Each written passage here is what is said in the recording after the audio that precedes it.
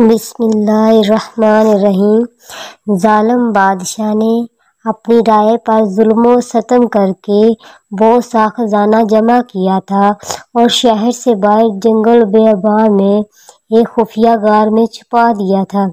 اس خزانے کی 2 چابیاں تھیں، ایک بادشاہ کے پاس اور دوسری اس کی معتمد وزیر کے پاس۔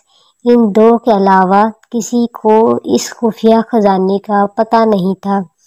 ایک دن صبح کو بادشاہ اکیلا سفر کو نکلا اور اپنے خزانہ کو دیکھنے کے لیے دروازہ کھول کر اس میں داخل ہو گیا۔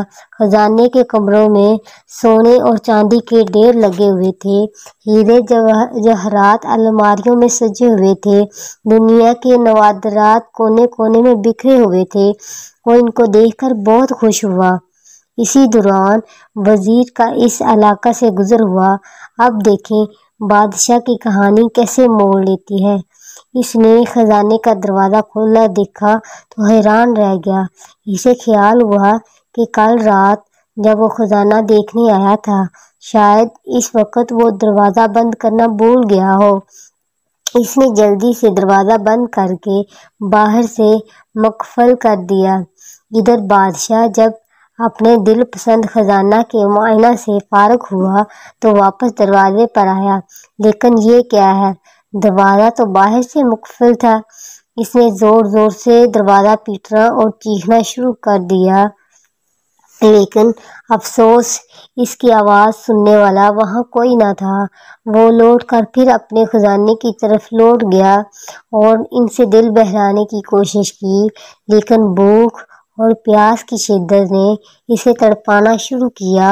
پھر وہ باغ کا دروازے کی طرف آیا، لیکن وہ بدستور بند تھا۔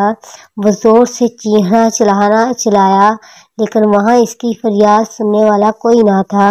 وہ نڈھال ہو کر دروازے کے پاس گر گیا۔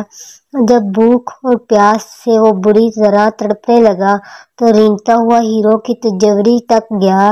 اس نے اسے کھول کر بڑے بڑے ہیرے دیکھے جن کی قیمت لاکھوں میں تھی۔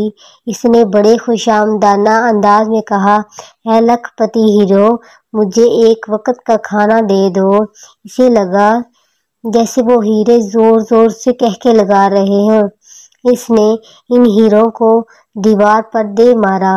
پھر وہ گھسیٹتا ہوا موتیوں کے پاس گیا اور ان سے بھیک مانگنے لگا، اے آبدار موتیوں، مجھے ایک گلاس پانی دے دو۔ لیکن موتیوں نے ایک بار بھرپور قہقہہ لگایا اور کہا، اے دولت کے پجاری، کاش تو نے دولت کی حقیقت سمجھ لی ہوتی۔ تیری ساری عمر کی کمائی ہوئی دولت تجھے ایک وقت کا کھانا اور پانی نہیں دے سکتی۔ بادشاہ چکرا کر گر گیا۔ جب اسے ہوش آیا تو اس نے سارے ہیرے اور موتی بکھیر کر دیوار کے پاس اپنا بستر بنایا اور اس پر لیٹ گیا۔ وہ دنیا کو ایک پیغام دینا چاہتا تھا، لیکن اس کے پاس کاغذ اور قلم نہیں تھا۔